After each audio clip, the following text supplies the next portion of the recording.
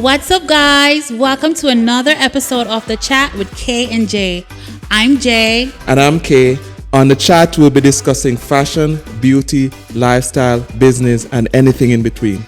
So we'll be talking about what's hot, what's not, what's in, what's out, what's trending. So we can't wait to take you on the journey with us. Are you ready? I'm ready. What are we talking about today? We're talking about Jamaica. Yep, our homeland, Jamaica. Yes, home. On this episode, we'll be talking about how we grew up in Jamaica, what it's like growing up in Jamaica. And trust me, all week I've been looking forward to today. I mean, if I tell you. Trust me, I'll be like, yes, time to talk about Jamaica. Finally. Time to, all my friends, they get their little taste of what Jamaica is like to me. But now I'm able to, just talk like Jamaican to Jamaican talk and, give as much information as I can about Jamaica. So I'm pumped and ready to go. And the amazing thing about this year makes it 60 years. 60 years. Yeah, can you believe independence. it? Yeah. Oh my God, that's like half my age or a little bit above half my age. But yeah, we've made it a long way, and I'm very excited and proud of my little country and what we've achieved. We've achieved a lot. We'll probably touch on a little bit of a little fun facts about Jamaica and stuff. But as a people in the past, even though we've been independent for over 60 years, but we've had a stretch of from Bob Marley all the way up to Usain Bolt and now Shelley and Fraser and all the amazing people that our little tiny island have created. Yes. And listen, Jamaica, I'm not being biased now. But Jamaica is that one island, okay? Actually, it's the only island in the world that I can think of that everybody wants a piece of Jamaica. Everybody wants to be Jamaica. Everybody wants to sound Jamaican. Everybody love. Our culture is so rich that everybody just want to be a part of it. Like just being Jamaican, people want to be around you. You know what I mean? So it's That's true. We are so... we are affectionate. We are, we're contagious people in a good way. All right, so let's jump right in. Let's do it. Let me see what you got. So, what does Jamaica mean to you? What does it mean to be Jamaican? Oh my God, that's a hard and wide one. But let me see what Jamaica means to me. One word: home. Yeah. Jamaica is home. That's where I born, grew up. So Jamaica is home. Jamaica is me. I'm Jamaican in this culture. Yeah. What I know, what I learn, morals, all of that stuff is from being Jamaican parents, Jamaican environment. A lot of the things that's in me is influenced by the whole culture of Jamaica. And what else it means? You hit me with that one. It just really pride. Yes. Pride for me, because as I mentioned in the intro, we've created a lot of amazing people. We've impacted the world way more than we even know and understand. Because like anywhere you go, the moment you say Jamaican, someone will be like, "Well, go on." I know. That before it was like Ironman, but it is like that kind of played out now. So anywhere you go, anybody of any country, culture, language, the moment you say Jamaican, well, go on. And people ask, it's just so funny. Like the first thing people ask if I say I'm Jamaican. Guess if you can tell me. The first thing they ask me. The first thing they ask you to do? No, they ask me if... All right, let me make it easier for you. The first thing they ask me if I do. If you smoke weed? That's a given. It's like it's almost mandatory that if you're Jamaican, you smoke weed. But no, I don't smoke anything at all. So Yeah. sorry to disappoint Me either. all the weed lovers. No, I don't. Me drink the tea before. I don't know. Me drink the tea. I haven't messed with it. Yeah, me drink the tea back when me did back in the days when me did young. You're sick. You drink the tea. So for me, what Jamaica means to me, to wrap it up, is home, as I mentioned, pride, and just who I am. I'm Jamaican. I'm Jamaican. Right, so let me answer that question. What does Jamaica? Jamaica to me, again, it means home. It's my culture. It's in me. It's a part of me. It's all of me. I'm Jamaican 100%. Right. I'm very proud. Have you to know be. what I mean? Like that pride walking around like, yes, I'm Jamaican, and I don't hide it. I don't try to hide it. I don't try to twangy. Like if I'm in an area where it's required for you to speak proper, I will adjust. But me always attack Jamaican no matter what. I always a chipid me patois and a guan. Another thing for Jamaica is a brand. Jamaica is a brand because everybody wants a piece of Jamaica. There's this brand, I don't remember which country, but Spice, the artist, she went, I don't remember if it's Germany, I don't remember where, but there is a company that have a wine or a rum or a liquor called Bumperclot. We condemn that word, but other people appreciate it. I mean, I feel like, you know what, because I feel like they don't really know what it means or what's behind it. True. But why should other people capitalize on our stuff? Why not embrace the culture? Because it's a so for you people, that's a curse word. That's a curse word. Just like in America, you can't use the F word and stuff like that in public, or it's not appropriate. But it is. So growing up as kids, you know what that word means? You know what's a bumbo clot? I don't know what it means, but I just know it's a bad word. You want me to tell you what's a bumbo clot? Okay, go ahead.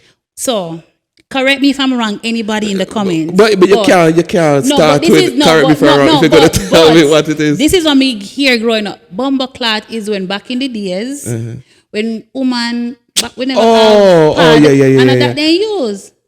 You're right. Yeah. I heard that, yeah. Yeah. So it's like telling you about your clot. It's an insult because that's right. So people think about it, like bumbo clot rum is like So I guess So yeah. But I guess they capitalize on it because it doesn't sound good. Yeah, and it's Jamaican, but for us it's a bad word, but for them it don't But really a matter. lot of Jamaican people back home now, they're embracing that word because there's a lot of brands now coming out with t-shirts and other stuff using that word. In today's age where we're more modernized and all that stuff, and a little bit of our brought up, see? Yeah. or more, I wouldn't say morals, but those little things that your parents, beat you for or instill in you in today's modern age.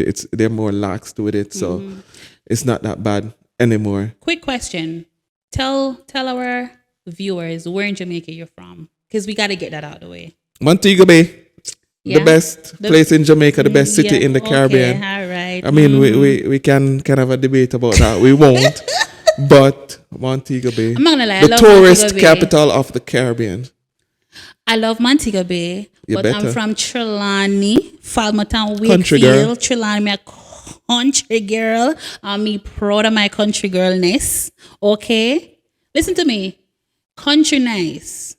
Montego Bay, St. James, a country, You realize Montego Bay. That's why I say some people think we're a country. That's why I say Montego Bay, because the parish of St. James itself, you have a lot of communities and areas that are considered country. Yeah. So if people ask where I'm from, I don't say St. James because not that I'm not proud. I'm proud of St. James, but it's broader. So if you're talking about home where you're from, then you have to zoom in a bit more. So Montego Bay to be exact. So to kind of continue, my question really is, how would you sell Jamaica to a stranger? So you have 1 minute Look in the camera. Okay. The strangers are watching. Sell Jamaica. All right. So Jamaica is a beautiful, lush, rich, culturally diverse island. Okay. We have pretty beach. Okay. We have nice, good up people. Food Correct. sell off. We know how to have fun. You come Jamaica depressed. Kanye West visit Jamaica, please. You go Jamaica depressed. I promise you, the moment you land pan with grung, depression gone immediately. Okay. I don't think them understand nothing you just said. But visit Jamaica because you will get rid of your depression. It's beautiful, lush, green island with so many cultural diversity. The True. people are very, very nice and loving, and you will Correct. feel super special Right. when the moment you land off the plane. Okay. From the moment you hit the airport to your destination in Jamaica, you will feel like a king and a queen in Jamaica. The food is amazing. Okay, the vibes, the scenery, everything about Jamaica is good. So visit Jamaica. www.visitme to get the information. I said a minute, but that's so like 5 minutes. But yeah, I mean, Yeah. I don't see where I can add anything to that or change. But even if I should sell Jamaica, it would be the same thing. But most of all, Jamaica is relaxed. Yeah. You know, and the funny part of it is, for years we've been like sold on crime and violence. Like people, you know, normally people talk about Jamaica. Oh, don't go this way, don't go. But I feel like it's like anywhere in the world. But crime is everywhere, Right. though. So as a tourist, any country you go, there are just certain areas that you just won't go in. But on a whole, that's not Jamaica. Jamaica is, the people are fun, amazing, loving people, great food. Anywhere you go, Yeah. oxtail, jerk chicken. Chicken, Even though people mess it up and say oxtails, which I mean, it annoys me, but I forgive. And you know, But oxtail, jerk chicken, beef patty, yes, beef patty. Ooh. street food, Jamaica. Street food. And we don't Jamaica. only have fish alone in Jamaica because a lot of people think So it's just fish. beaches, amazing beaches. We know how to have a great time. Rivers, the scenery, everything. Jamaica, amazing. You have to visit. Okay, so what was it like for you growing up in Jamaica? What was it like? Okay, it was fun. It was amazing. Yes.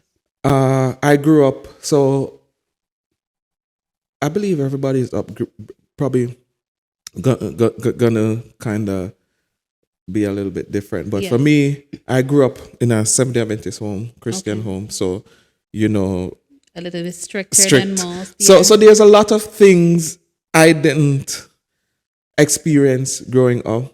Cause, you know, my mom was very strict. My dad was, but my mom was more of the, you know, the one in the home that instilled a lot of the stuff and supervised us. But I won't say it was bad. It didn't make me rebellious, as, you know, some kids, you know, growing up in strict homes, they become rebellious. Yeah. No, because after a while, my life was centered around home, church, and school.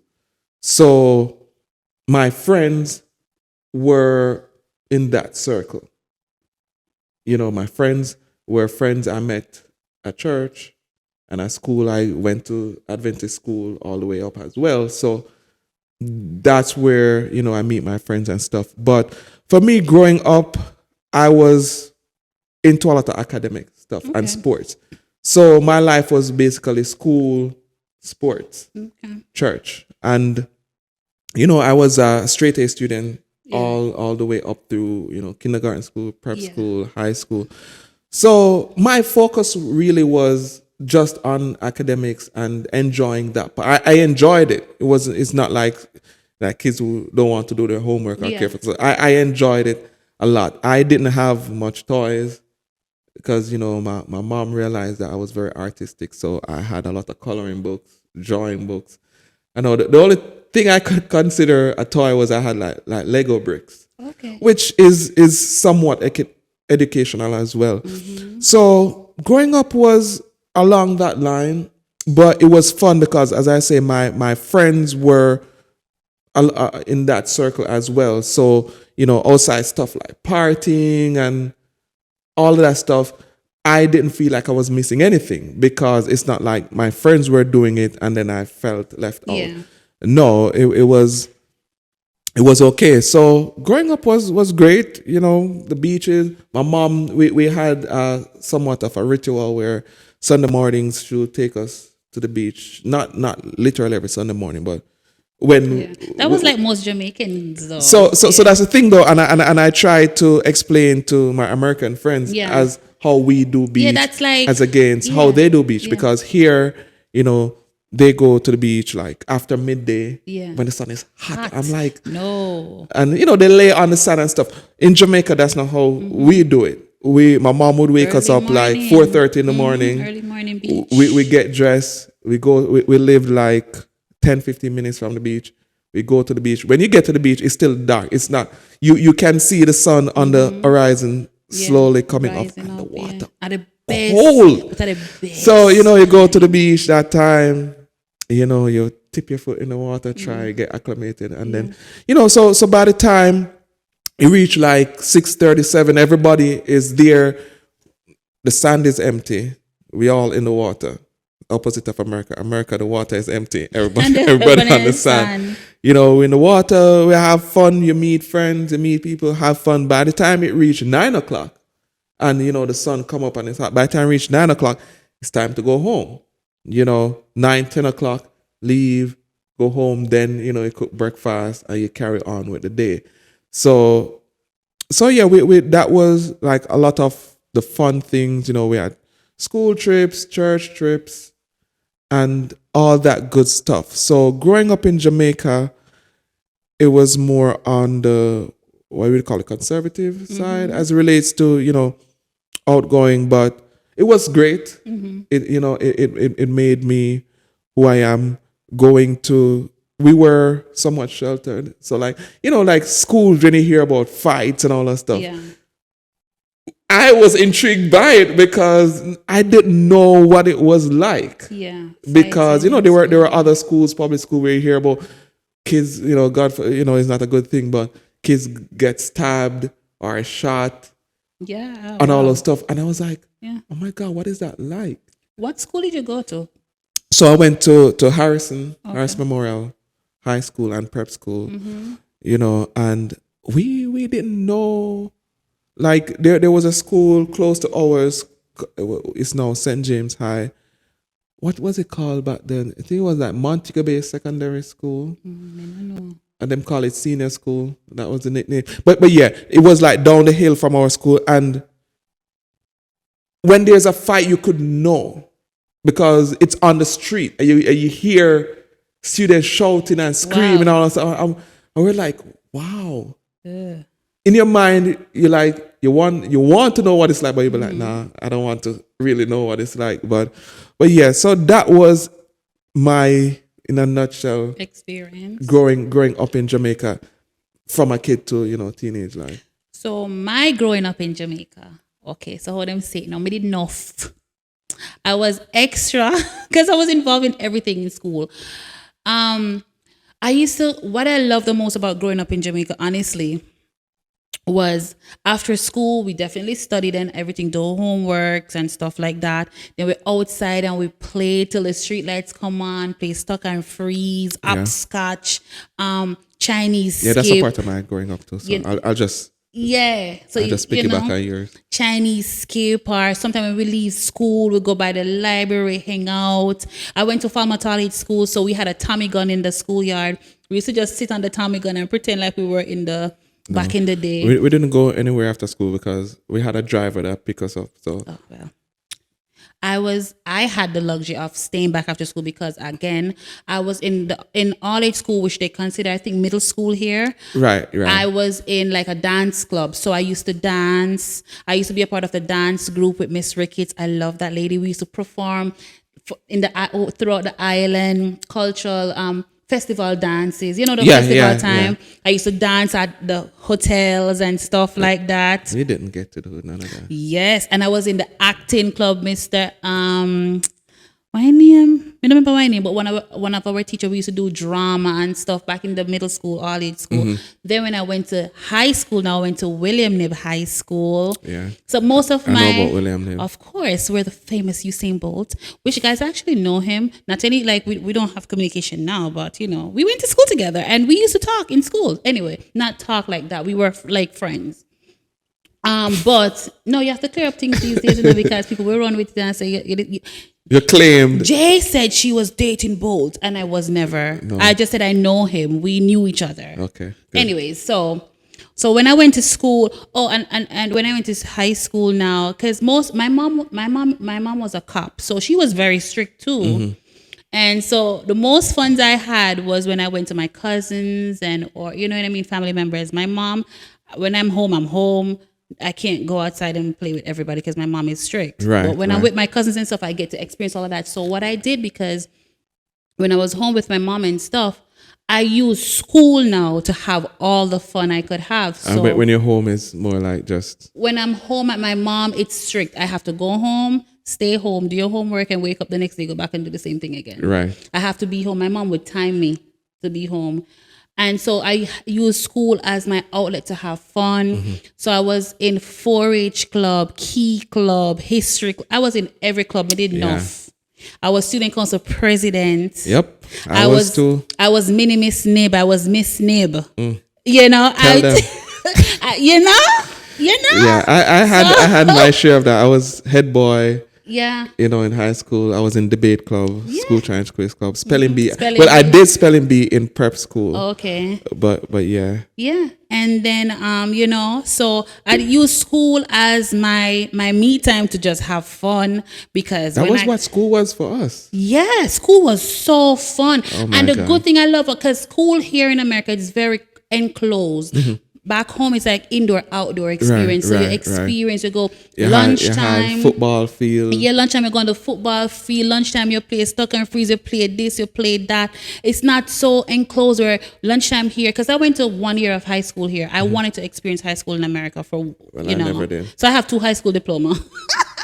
And high school here, lunchtime is just in the lunchroom, and you just sit in the lunchroom and talk. It's very boring. Back home, lunch is outside. Yeah. So, I mean, is it the same as what they call recess? Recess, yes.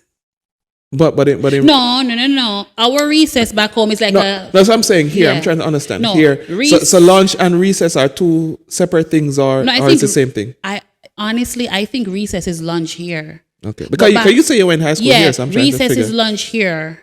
But when we had lunchtime, it's lunchtime. There, it was like lunchtime was like what, an hour and a half? An hour, and then recess was like 15 well, to in half school an hour, it was something like that. It was in one. So lunchtime was like an hour and a half. Yeah. And you know we'll rush to go to the line. Yeah. So we could get lunch, quick eat, and then go play. Yeah. So within say we use half hour to eat. Yeah. We use the other hour to play football, cricket, whatever, and then get back to. But then we had like PE, which is what, gym here. Yeah. But PE went outside. PE was fun. Do netball. Because I think with PE though, it wasn't. In my school, I don't think it was as structured in the sense where they allowed us to play whatever we wanted to play or do. So when we had PE, you know, the guys naturally would play football and cricket. The girls would play netball or stuck on freeze. But we always went and played with the girls because, you know, that's like the only time you get to play with the girls. You get to really socialize with them and be that close to them, because in the outside of that is just class, PE, which is more formal. PE for us, but especially William Nib, we had a green skirt and a white top, and then we had like Redos, like we had like the like sports day. So our PE top.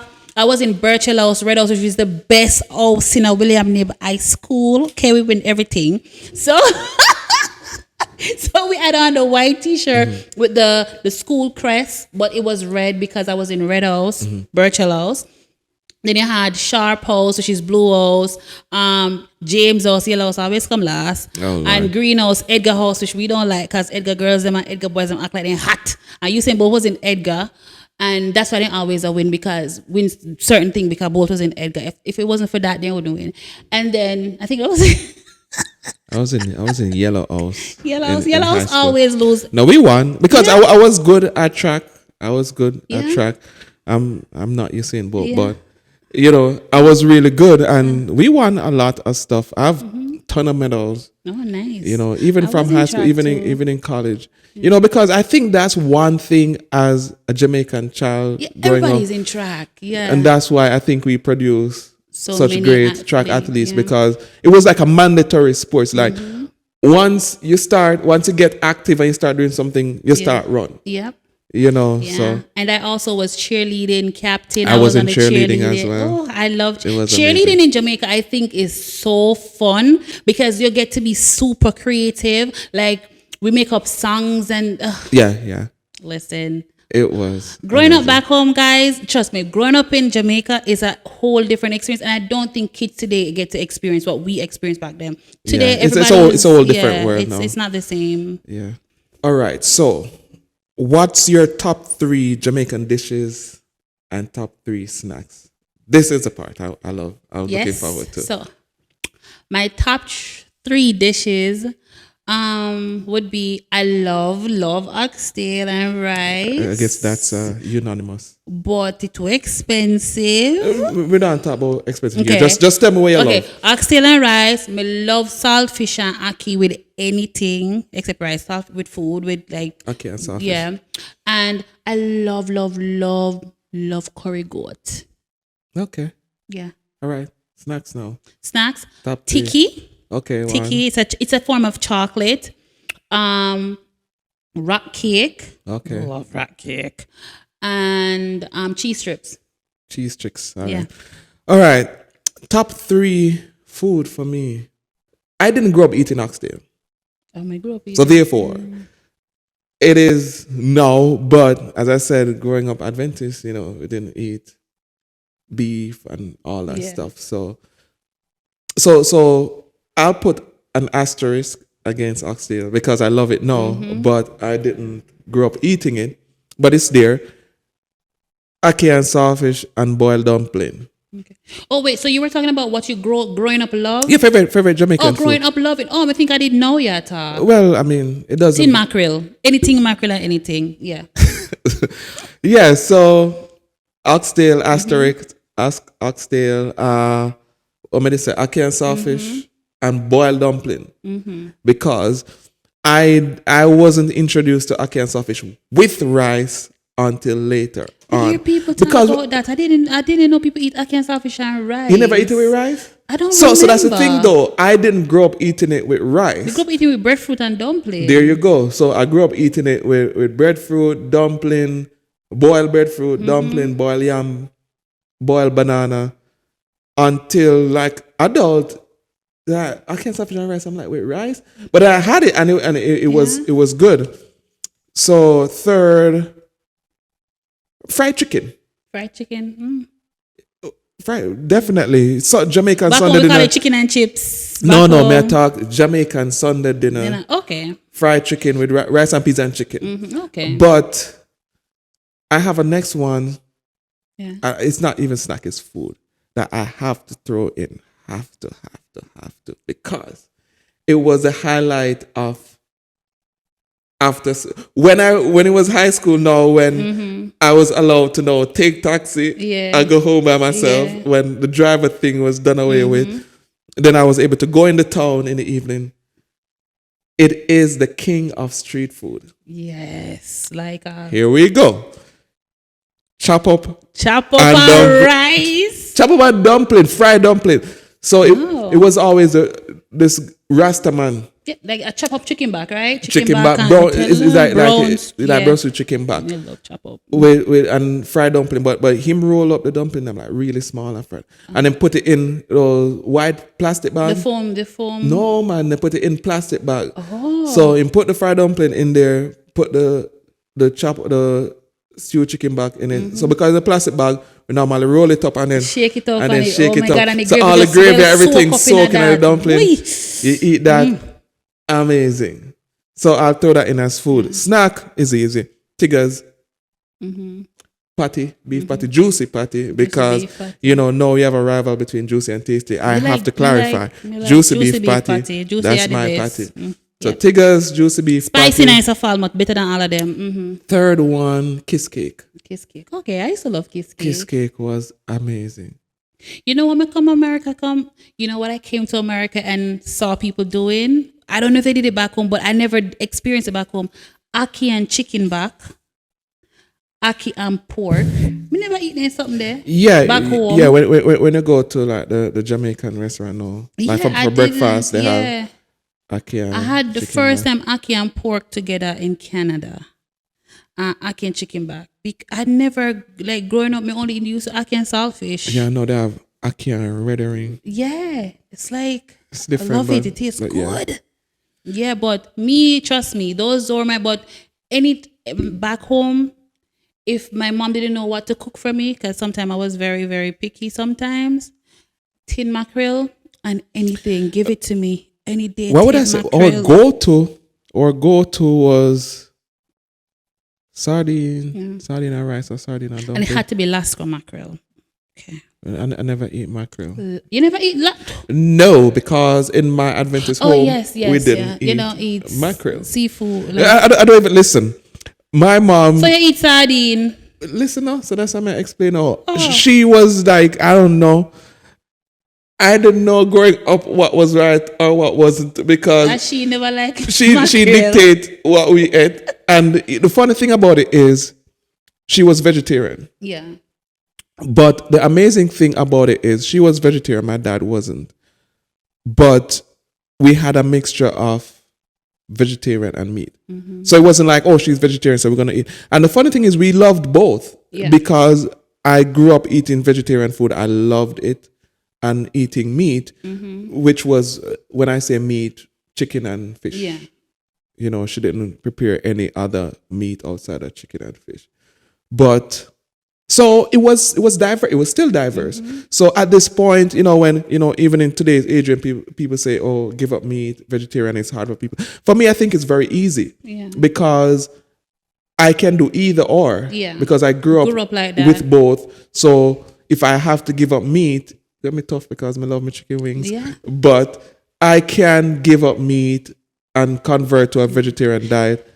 Because, I grew up on both. My mom used to always cook on Sundays kingfish. The way she steam it, it's always nice. My mother kingfish, was the queen of fried fish. My favorite sometime would be as well turkey neck. I used to love turkey. I used to love apart from the taste, the smell was, trust me, by the time it done cook your belly full. Because when you hear that pressure cooker whistling and you smell that, oh my God, you can't just sit and full of bellies with turkey the scent. Neck. My mom used to love make turkey neck for me, but kingfish was a lot of times Sunday dinner. It's just so my funny mom used to love kingfish. because when I was younger, before my parents built a house, we lived in a rented house, and the neighbor downstairs, oh my God, she used to pressure everything. I think she would do oxtail, everything. She used to, like Sundays. Yeah. Something at pressure. Oh my God. And we used to stay from upstairs and smell whatever my parents cook. I didn't want it because what she was cooking smells so good. Oh my God, man! I was so upset because by the time we figure out what we're getting for dinner, I'm upset because what she cooking smells so good. Let me ask you, kidney or liver? Do you eat both of them? Terrible. But you don't eat none of that? I eat both, but I don't like the texture of either. I don't like liver. Maybe eat kidney so any day if I had to choose, damn, that's a tough one. Me love kidney. I'll probably go with kidney. Kidney, yep. Me hate liver. I dry. I choke me. Me even not choke right. Yeah, with kidney. The reason why I go kidney, I still don't like the texture of it, but the gravy. I love the texture of kidney. The gravy. My mom don't eat either. My mom just don't eat kidney or liver. She say it look like afterbirth. Yeah, it don't look good. Yeah, she say it look like because even if you should translate that in America, they wouldn't. I don't think A lot Americans of Americans don't eat organs. Right. Yeah. So it was like I don't eat tripe. Tripe and bean, yeah. Me not eat that. Nope. No, thank you. Yep. In Jamaica, we don't waste no part. You eat tripe and bean? I've had it before. It wasn't like something I grew up eating. Me not eat nobody tongue. I've had it. I've had cow tongue. I've had cow skin, cow foot. But the worst one is the cow skin because the texture. No, it's sticky. Once you eat it, you touch it. Yeah. Your finger them stick. Glue. Your mouth stick. Everything stick. That it's not easy to wash it off either. So what fruits do you like from back home now? Fruits. Guinea. Apple, June plum. Okay, for coconut, but June plum the best. We used to June plum peel, especially the ripe one. We put salt on it. You know the little tiny one, the little ball. What do you call those plum? It's still plum. We call it plum, but I'm talking like June plum. I love June plum. Jackfruit. I love jackfruit, but it was sticky too. I wasn't a fan of coconut until I moved to America. No, you're joking now. Wasn't a fan of coconut. When I used to go country, my grandparents, they had, oh my God, that was the life. My mom's parents, they had every fruit you could think of. They had a huge land, and the house was like on a hill in the middle of the land. Yeah. And they were coffee farmers, so sometimes we say it's child labor because in the summer we used to go pick coffee. Anyway, it was fun though because me and my cousins, we get our buckets and we go all day. We're picking coffee. The thing about it is we were never hungry, and we didn't even, my grandparents didn't cook lunch or anything like that. They only cooked breakfast and dinner because we had so much fruit trees. Yes, that was our candy. Fruit trees everywhere you turn. There's trees. We just eat it all day. Yeah. That was our candy. And even mango, you could get fever from eating too much mango. You can get sick. I don't know that. We eat mango. No, you can't get sick, man. And sugar You probably eat green mango. No, mango. It never ripe. You did ripe. You did ripe. That's the only way you're going to sick it. Mango the only thing out here you get is colic. Bella must be something. We have running belly and indigestion. But fever now. Hot fever. Guys, in the comment, let me know who got fever from eating too much mango. You eat young mango. That's why. No, young mango, right mango. John Belly Full, Stringy, Number. What the other one them called? East India. Remember that they were John Belly Full mango tree. Oh, you big what the other one name? The one with the thin skin? I don't know that name. Oh my God. But Jamaican apple are the best. I haven't had that in years. My aunt used to have a we call it pomegranate. Well, that's what we call it. But that's how I grew up here in pomegranate. Here they say pomegranate. No, anyway, so back home, pomegranate tree, that pomegranate drop. I never used to like pomegranate when I was Jamaica. I used to hate it. I know me here, I'm eating it. Had that. Nesberry, whoa, sweet sap, sour sap, whoa. Cashew, yeah, I used to love cashew when we used to roast it. Roast the seed. I used to love smelling. Maybe have an almond tree. Almond tree, yes. God, guys, getting nice fresh almond before the nut, and then crack that almond nut. When you know how much bust finger I get from? Tell you. So I used to use the stone. The stone and crack the almond. You hit your finger. Egg. Oh God. Island life, nice. But we were like in a competition to see who could get the most nuts. No, to get because when it crack the almond, it always break. So we always see who can crack it and get it out whole. True. We used to do that too. Yeah. I love Genep. Genep for sure. Yeah. So, if given the chance, would you move back to Jamaica? Would I move back? If given the chance. To live? Yes. I would. In a heartbeat? I wouldn't say in a heartbeat, but I would. Heartbeat would mean like right now, get up, go. No. May still have a lot of stuff I want to accomplish before I go back. But I would definitely. If somebody give you $1 million right now and say, just go back. $1 million US? Yes. Would you go back right now? No, they have to give me 5 or 10. No, you couldn't. I could, but I mean, to give up life here and the perspectives and projections that I have, that I wouldn't give up. No, I wouldn't go back now for $1 million US. Give me 5. Yeah. I would, given the chance, if given the chance right now, the opportunity to move back right now, I really would. I miss home.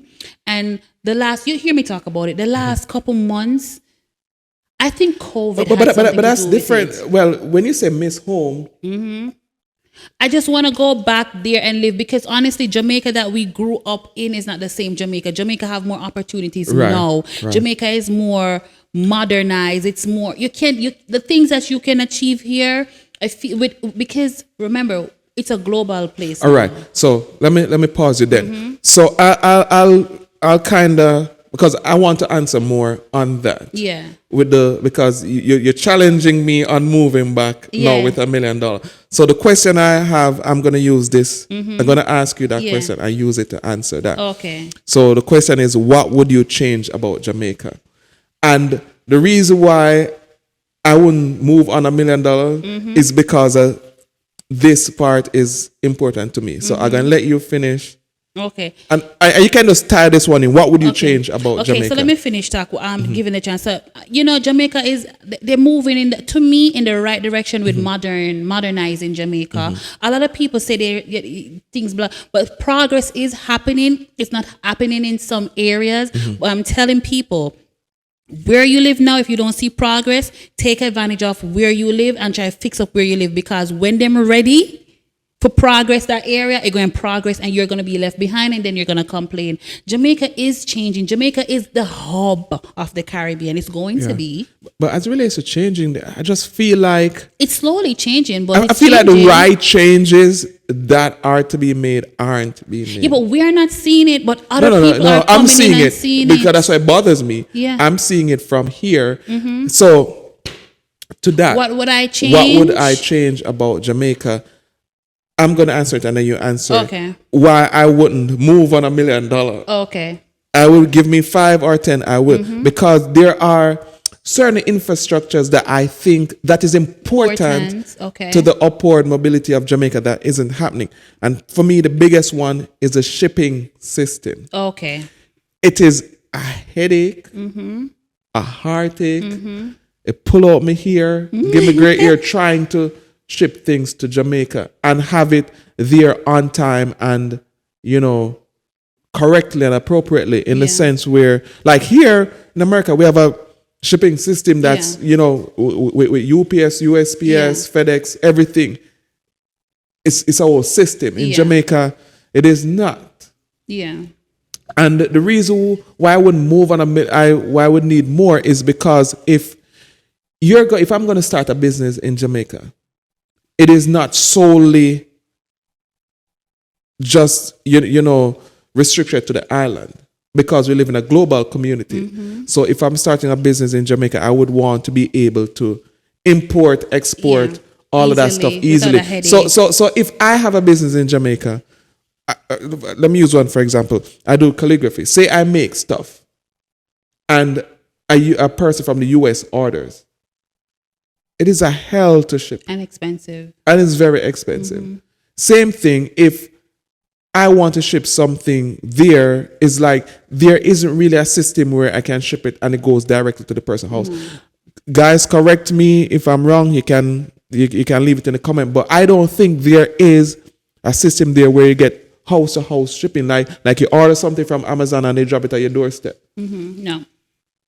I mean, there's some shipping company who deliver stuff directly to your house, but that's like third party company, which isn't affordable for most Jamaicans, and it's still not a 1-2 process. I hear people complain about that, because especially when they order from Amazon, they pay $10 for something, they have to pay the same $10 again to get. Because they have to ship it to a company here, and then a company ship it there, and then when you get it there, you have to clear it and all of that stuff. And when you pay for it, they still charge you based on the value again.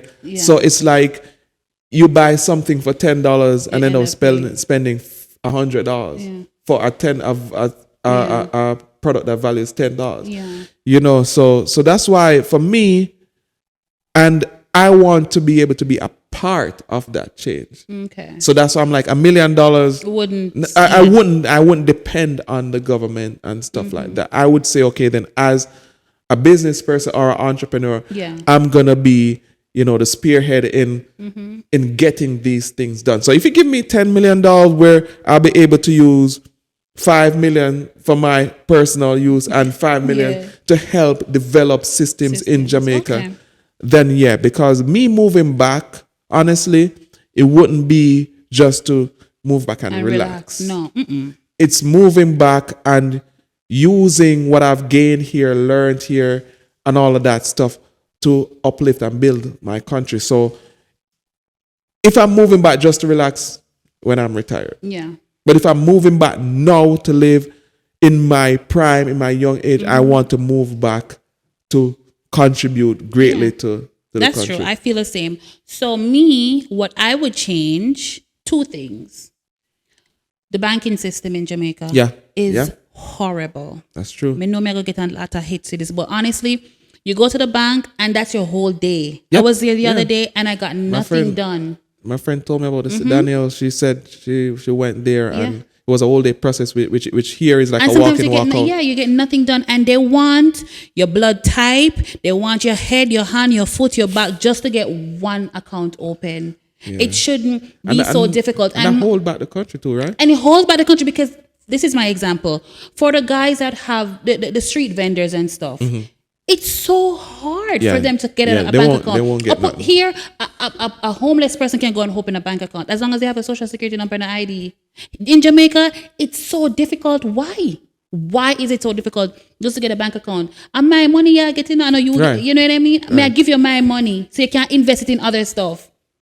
You make it so hard. Another thing I would change is the crazy driving, the speed. Every 5 seconds is a car accident in Jamaica. Well, if you're going to change that, you first have to change the roads. That's the thing. The rules have to change. People have to start getting some serious fines, serious penalty, because people shouldn't be losing their lives for a simple safety thing. Well, when I didn't say road, they have to change the roads because road rules. Not the rules, the structure itself. You know Jamaican roads. I'm not talking about the highway now. No. I'm talking about roads, even. But like, most of the accidents happen on the highways, though, not the local road. I mean, the pothole because I think it's like habits. Yeah. Listen, a lot of those drivers learn from driving on those skinny, tiny, windy roads. So when you go on a highway, I mean, it's a big old road. You're not going to be different. You're still going to use the same habits. But that's what I'm saying. Like the roads that go through communities and cities outside of the highways, they are terrible. I remember even when I was going to college in Mandeville and I had to go back to Mobay, we have to go through those roads that were going through, different hills and coming, and it was like windy. Like if you're going around a corner, you have to blow your horn so that somebody coming in the opposite direction that's true. Can hear, because you can't see around the corner. And the road is so narrow, in which only one car can really drive comfortably. If another car gonna have to pass, you have to either stop or slow down for the other car to pass, and I mean that doesn't help. Yeah. My issue with the road is not really the windy or the smallness of the road. It's them potholes that were up on the road. Yeah. Like those potholes are just, you're so like a 10-minute drive takes you half an hour and it makes you so tired from the jerking and the this and that, but I tell somebody, you know what? It's a part of the Jamaican experience. Part of the experience. It's a part of the, you're not get no good experience if you take a minibus and you reach home and your neck not hurt you. You never get the experience. You never get the experience. That's it. You never get the experience. Yeah. It's sad that we're coming to an end, but we'll finish it on what's your favorite Jamaican attraction? My favorite is the beach, to be honest, because we don't get a chance to experience it a lot here. You live here and, it's just, so the beach. But where I would really love to go as an attraction is the Blue Mountains, because people Never been, and I want to go. I want to go hiking on the Blue Mountain. It's beautiful. I've done it before. You've done it? Why want to go? It's amazing. You hike up. They have cabins at the top. It's like how long is that hike? It's a good hours. I don't know how it is now, because it's probably easier now. Mm-hmm. But when we did it because now they have like better roads and cabins. There that time it was like a lot of trails. But when you get up there, it's amazing. And it's just so funny though, because that's kind of when Jamaicans get to really experience cold, because we've heard that it snowed on top of Blue Mountain. Yeah. So that's like Jamaicans who haven't traveled outside of Jamaica, that's their closest closest experience to like winter, because when you get to the peak, Mm-hmm. it is so cold, but it's beautiful. Yeah. And I want to go to Portland and experience Portland on a whole, because I heard it's beautiful up there. You have enough experience then. Yeah, because I left Jamaica when I just turned 17. So I didn't really get to experience Jamaica as an adult. Thanks to church, because we had Easter camp that we did every Easter, where we, as a church or a district, we went to a different parish every year. Okay. So they basically like rented out a school, and we were there for the Easter break. So camp normally runs from Thursday evening to Monday. So, you know, there's a ton of activities. We go to different parishes. We have hiking. We go to the beach. We have different stuff. So I got to experience a lot of parishes, a lot of city, a lot of attractions through that. Imagine doing that every year since I went to camp since I was probably like 4. Wow. All the way up to after college. The closest thing I got to that was like school trips. We go to different parishes and go to like great houses and stuff like that. But I never went camping because you did Rosal Great House? Rosal Great House, I did that. But my mom was a little bit more sheltered with me with like going too far to play, like sleeping over and stuff like that. You know, as a cop, she's more paranoid and stuff. And then when I was 5, I met into a major car accident. I'll touch on that on another episode. Right. So it made my mom a little bit more sheltered when it comes to sending me certain places. Yeah, my greatest attraction, this probably won't be the glamorous one, but rivers. Ugh. I love going to the river. I love rivers. Because you know what? Like growing up in Montego Bay in the city, you know, water was the beach. A lot of other stuff, more nature stuff I experienced in summer when I went to stay by my grandparents. But there's just, and I always try to explain to like Americans, there's just something about the river. One, it's fresh water. Yeah, and it's calming. It's clear, it's cold, and it's running. So it's not like stagnant water. It is. You can actually, like most of the river water, you can drink it because you know people washing it. They call it drinking water and stuff. But it's just the freshness of it.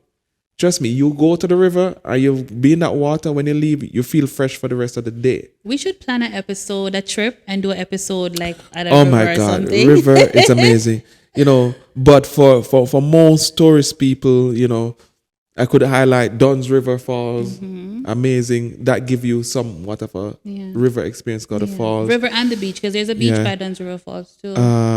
No, they have like rafting and all of that stuff. No, they have zip line. Yeah, they have those RVs things. So like I'm kind of in the same boat with you now, where those stuff wasn't present when I was there, you know, the 4-wheeler and all of the zip lining and a bunch of other attractions that they have now weren't there when I was growing up. So, you know, even, I don't know if you remember Coconut Park or Coney Park? Coney Island. No, Coney Park? Coney Island is in Brooklyn. No. Coconut Park. It was called Coconut Park, and there was Coney Park. You know where? I think it's where. Honestly, I feel like Coney Park is a mystery because I've never been. I've been. It was like, so. It's kind of like Coney Island, where you have all, you know, the roller coasters and attractions. I didn't even know there was a zoo in Jamaica. I swear. Hope Zoo. So I think that's still standing, but Coconut Park was there close to the zoo. So we used to go to the park where we enjoy the attractions, and then you go to the zoo. But damn. You've ever been to Lover's Leap? No. YS Falls? YS Falls, yeah. I have. YS Falls. YS Falls is nice. Mayfield Falls. The same way you say met an accident. I have my bad experience with Mayfield Falls, I think, which I probably. No, we'll talk about it. You say you're going to touch your accident on the next episode, so I'll touch it. But yeah, there's so much beautiful attractions in Jamaica. Trust me, people. Trust me, if you've never been to Jamaica, you have to experience it at least once. And I tell you, if you experience it once, you're going to keep going back. It won't be only one time. You're going to go back. Experience the attractions, experience the food, the people. Be around the people. Like now, a lot of people are boycotting resorts. And saying that villa life, villa life, nice. Airbnb, because now they get to be more closer to the locals. Yeah, and you get to support the locals more. And honestly, I stayed at a villa this past summer, and the villa was really, really nice. The staff was beautiful. Like you feel like you're at home, and you feel well taken care of. You decide what you want to eat, what they want to cook for you, opposed to like a hotel. They give you what they think you should get. You know what I mean?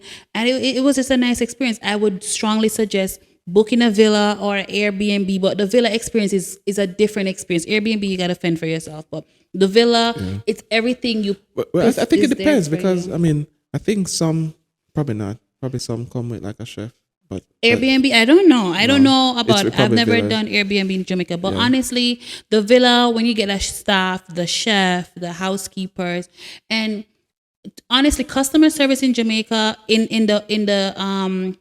the hotel industry is very good. It is. You feel like you're a princess or a queen, king. You feel like you are the only person in the world. We have, as against America, we have a lot of all-inclusive. So, the experience is always different. So much better. But let me tell you something, Chaka.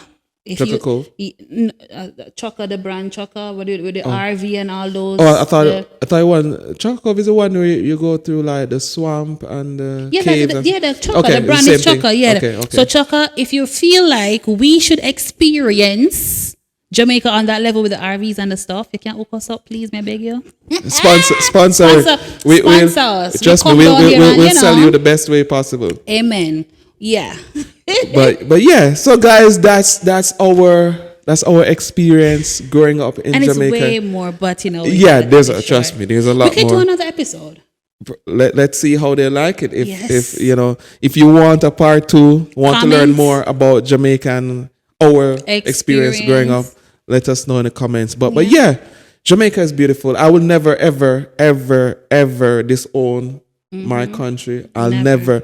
If I go anywhere and people ask, where are you from? Jamaica.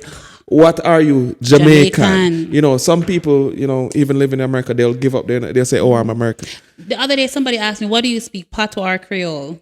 What do you tell people? But Patois is our Creole. Exactly. People are like, is it like Haitian Creole? No. You know who's my Creole. You know who's my people ask me. I tell you, people ask. You know who's my favorite person before we go real quick? My favorite icon in Jamaica. Who? Louise Bennett. I love that lady there, and she remind me of myself. Oh my God. Like I feel like I could be the next Louise Bennett. Like, wanna give me the opportunity, I'm just you know. You know what? I love her. I would say then Oliver Samuels. Yeah. Because I grew up with Oliver. Listen, in the evenings, because growing up, there were no YouTube and no bunch of stations, and we had. Oliver, oh my God! You're starting me up now. I live close to Claffy, brother. So growing up, since you went there before we jump off, I'm gonna throw in some extra stuff. Yes. What I grew up loving to watch. Is that even a lot of those stuff? Let's leave that for another episode now. Make we do our next episode. No, you already started. Make we do our next episode. I'll just throw in a few. Okay. So because I mentioned Oliver. Yeah. I look forward to watching Lime Tree Lane. Miss Hill and Gully Ride. Miss Uptown. Titus and Claffy, boy. That's all I'll give you. But trust me. We're going to a part 2, guys. Let us know if you want a part 2. Seriously. But me love Louise Bennett. And I honestly feel like Jamaica really need to do a lot in upholding Louise Bennett. Don't let her just fade out of our culture. I don't think she'll ever. A lot of young people don't in that sense. I get it. You know what I mean? Don't know how important Louise Bennett is to Jamaica. Right. She still is important to Jamaica. And people really need to just, make she load up there. Louise Bennett need to depend on one of the money. She need to big up in Jamaica. I could see that. Yeah. I could see that. So, listen. I love doing this. Part 2 coming, guys. We're definitely going to do it. Part 2 definitely coming.